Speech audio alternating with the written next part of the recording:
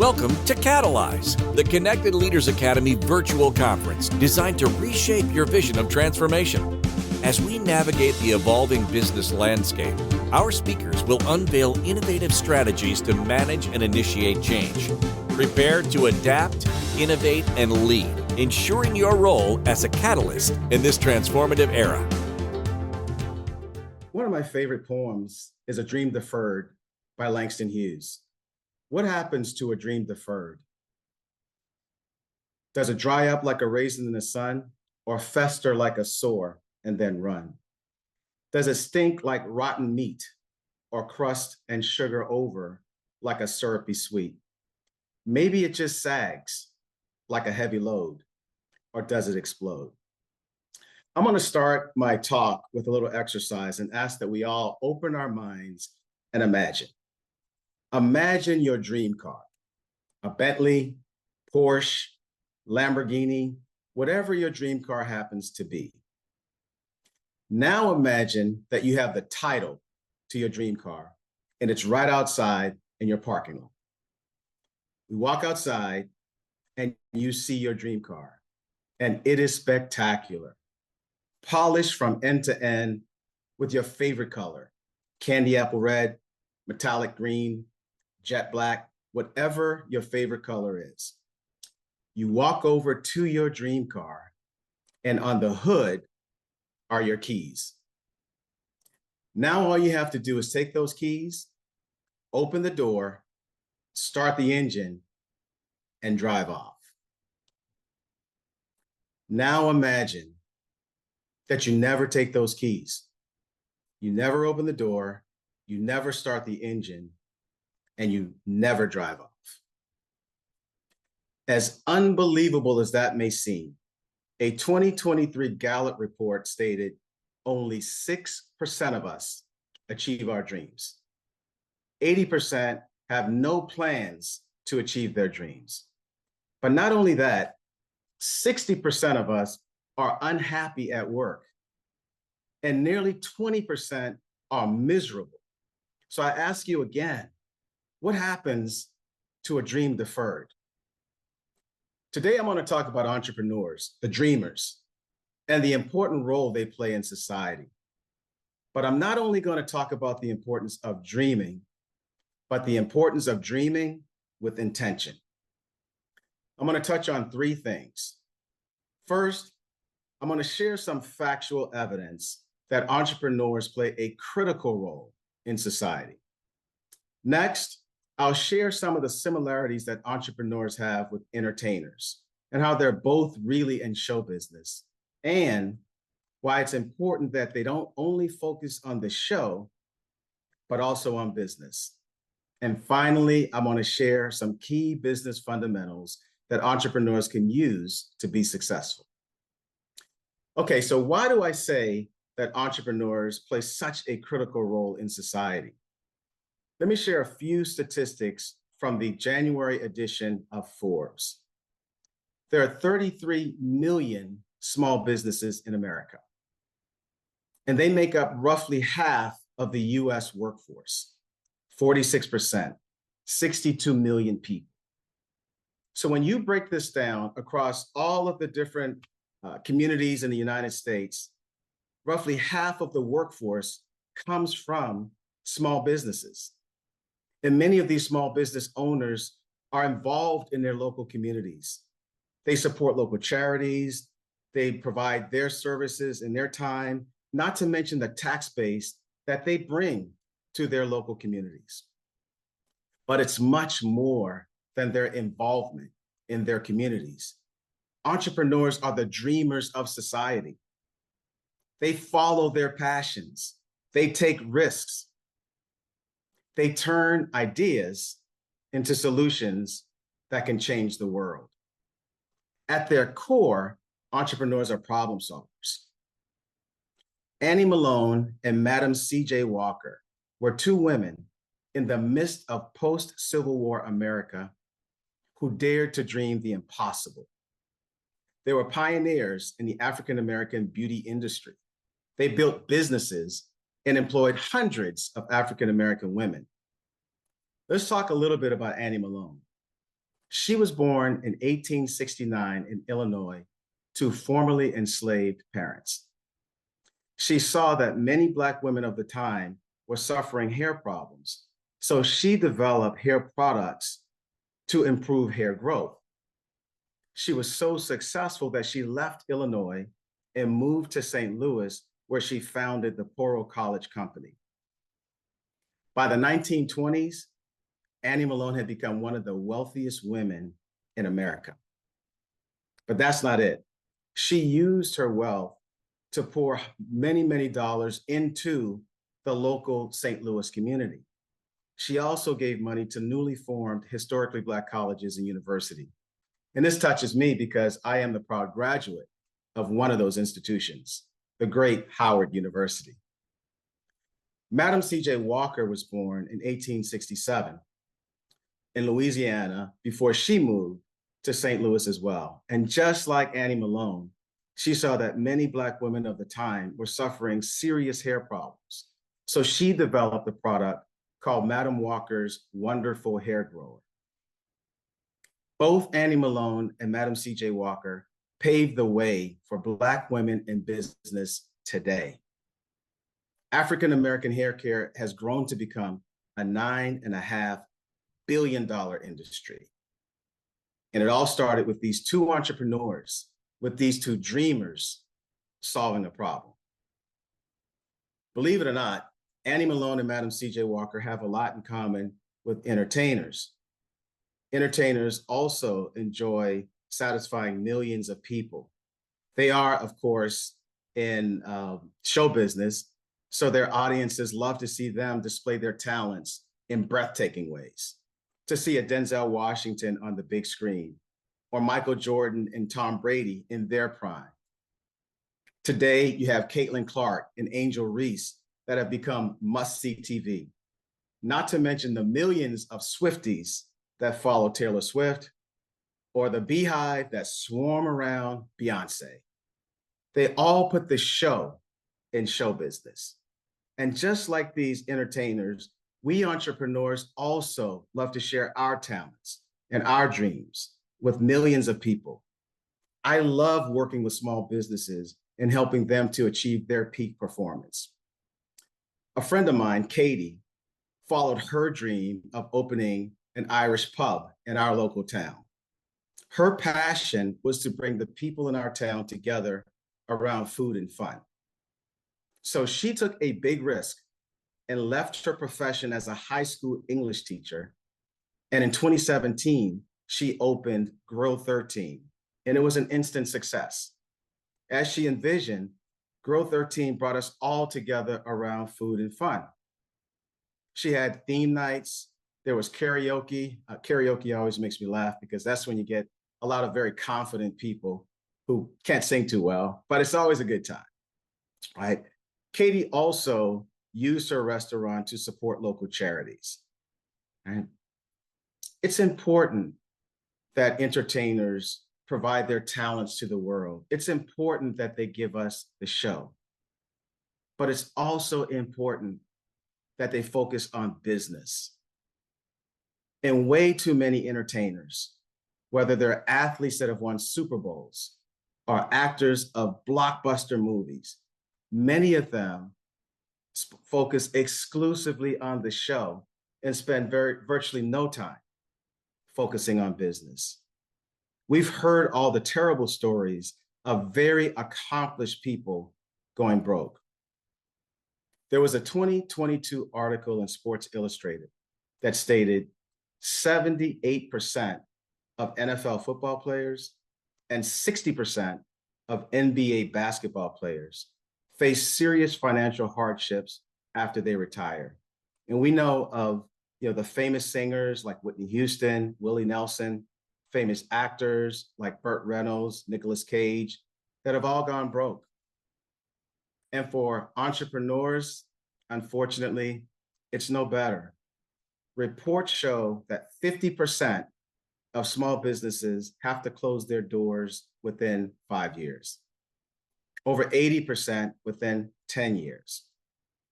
And just like entertainers, when these businesses fail, the owners are shackled with a lot of debt. Unfortunately for my friend Katie, owner of Grill 13, she had to close her doors recently. And she told me that I could share with you guys that it was an expensive and challenging journey for her. She has since opened a couple of takeout catering locations, and she still is working on her dream. But here are the sobering facts.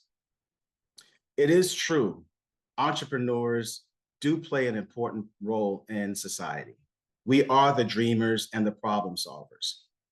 But based on all of the data, we have to do a better job focusing on business. And so for the rest of my talk, I'm going to provide a few business fundamentals that entrepreneurs can use to be successful.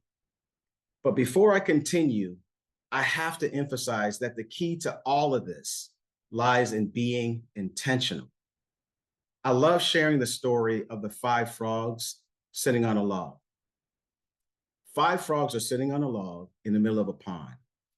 4 of the frogs decide to jump off and swim to shore. How many frogs are left? Although 4 frogs decided to jump, there's no evidence that they actually jumped. There's a big difference between deciding and doing.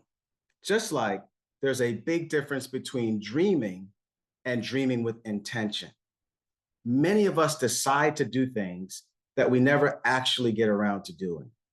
But as a business owner, it is essential that you run your business with intention. In fact, I would recommend that you get up every day and say to yourself, in my business, growth doesn't just happen. It's important to internalize this. Much like the dream car scenario that we started with, as a business owner, you have to take the keys, start the engine, and you have to drive your business with intention. All right, so now let's get into these fundamentals. Many books have been written on optimal ways of running a business, on conducting your market segmentation, your SWOT analysis, your business development activities, etc. But practically speaking, of the 33 million small businesses in America, over half of them, 55%, have less than 5 employees. 80% have less than 10. So this model is intended for those small businesses with very limited resources. And it's a framework that can be realistically implemented and executed. All right, so here we go. The first fundamental: separate your personal and your business finances. I mentioned that 50% of small businesses fail within 5 years and over 80% within 10 years. But I didn't mention the 2 main reasons they fail. Number 1 is negative cash flow. Simply put, more money is leaving your business than coming to your business. And connected to that is number 2. All of your personal and business finances are commingled, and they've never established a separate, financially sound business entity. So how do you establish this separation?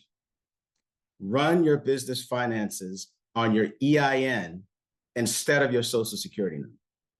Let me say this again. Your EIN, or your business tax ID, is like a Social Security number for your business. And if a credit profile is established on your EIN, then your LLC, C Corp, S Corp, or 501c3 can get financing from lenders just like large corporations, like my former companies, Abbott Laboratories and Carrier Global. This is a very important point. All incorporated businesses that are registered with the Secretary of State are afforded the same financial benefits, whether it's Walmart and Microsoft or your small business. And if a financing is established on your EIN, then 2 very important things happen. Number 1, your business will have access to the funding it needs to drive positive cash flow. And number 2, your personal finances will no longer be connected to your business. and will no longer be at risk if your business should happen to face any financial turbulence. I'm going to share a couple more little known facts.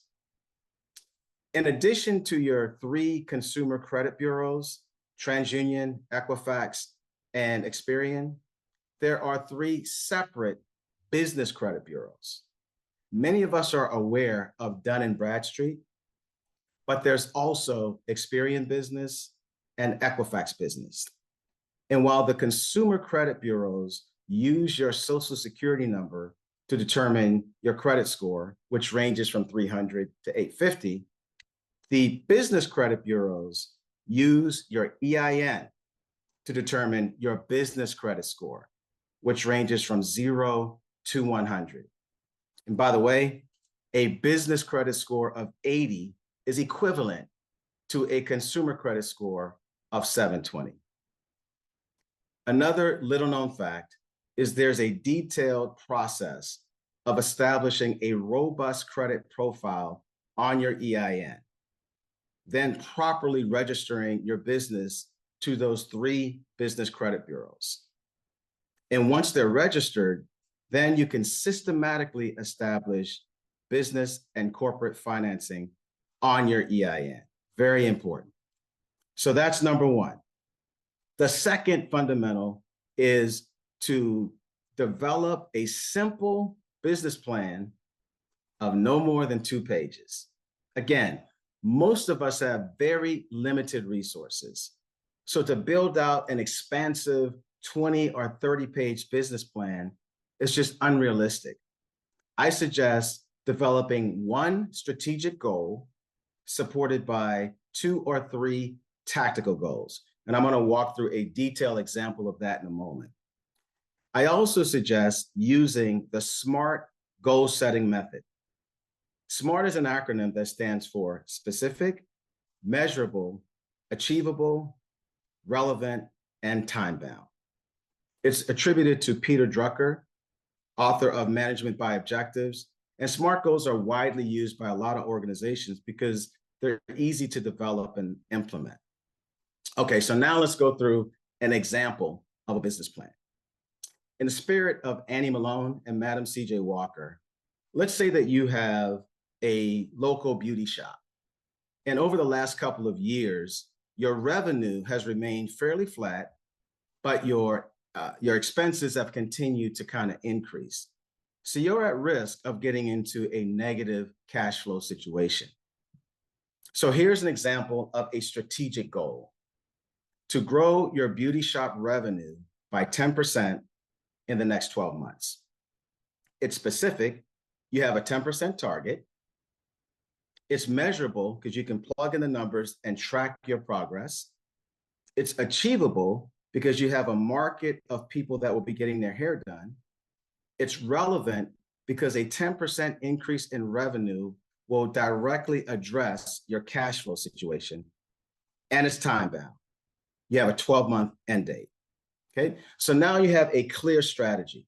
The next step is to develop 2 or 3 tactical activities. So here's a few examples. Number 1, launch a loyalty program to increase your monthly customer visits from 200 to 300 within the next 6 months. 2, to increase your online booking by 50% in the next 3 months by optimizing your website, running social media campaigns, and incorporating an automated booking system like Booksy. And 3, host 1 special event per month with targeted promotion to increase your monthly revenue by 20% within the next 6 months. So you have a simple plan. It's relatively requires not that many resources, but what it does require is discipline, accountability, and the word of the day, intentionality. Because what we have right now is a framework, and it has to be built out. Each one of those activities need to be built out and implemented. And that leads to the 3rd business fundamental: establishing a winning team. So let's recap. The first fundamental is to separate your personal and your business financing. Next, you have to build a simple and executable business plan. Now, we have to establish a winning team that can deliver that plan. And this is very important because unlike large corporations that have hundreds and thousands of employees, again, we just have a handful. So it's important to maximize everyone's talent and optimize the overall team dynamics, right? So I recommend to do this using one of the proven team assessment tools. You have Myers-Briggs and 360 assessment, and those tools can be very effective for larger organizations. But for small groups, I recommend very simple tools like the DISC assessment or Working Genius. I really like these tools for two reasons. The first is that they can quickly align everyone's skill set with the right type of work that has to be done. And second, they can visibly highlight everyone's contribution to the team. And with small teams in particular, this is important because team dynamics is important, right? And so that if the whole team can see everyone's value to the team, that helps the overall team dynamics. So this is, in a nutshell, the importance of ensuring that you have an established team that can deliver these plans. So what I am going to do now is close by saying a few things. The first thing is dreamers are very important in society, and entrepreneurs are the ultimate dreamers. But also what's important is ensuring that you have a plan, that you have intention to deliver your dream, right? There's so many people that can be very successful in bringing their dreams to reality. We don't want to be the 80% of people who don't even know how they want to move forward and deliver their dream. We don't want to be the 60% that are unhappy at work or the 20% that are miserable at work, but absolutely have a dream that they just won't materialize. That's why I love a dream deferred, because so many of us have deferred our dreams. So many of us know that we want to do something that can be amazing in our lives and that can impact other people's lives. So I'm going to close by saying that this is an amazing opportunity to really realize your dream. I would have you think about, the things that I've mentioned around the different, fundamentals of making your business successful, because we need entrepreneurs, we need small businesses, but we need you to be intentional in how you run your business. So I want to thank this fantastic forum. And with that, I want to summarize by saying, I'm Cedric Singleton with Peak Performance Leadership Institute. I welcome the opportunity to talk to more people during the breakout sessions, and I welcome the opportunity to continue to grow our tribe of entrepreneurs that can really change the world. Thank you. I appreciate it, and I hope everyone enjoys the rest of this amazing conference. I know I will. And besides that, enjoy, have a great day, and we will talk to you soon. Thank you.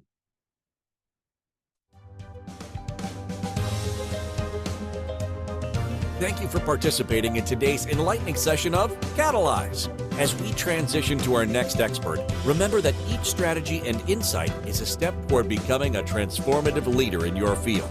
Visit connectedleadersacademy.com to stay engaged and informed. The journey of change is ongoing. Let's move forward together.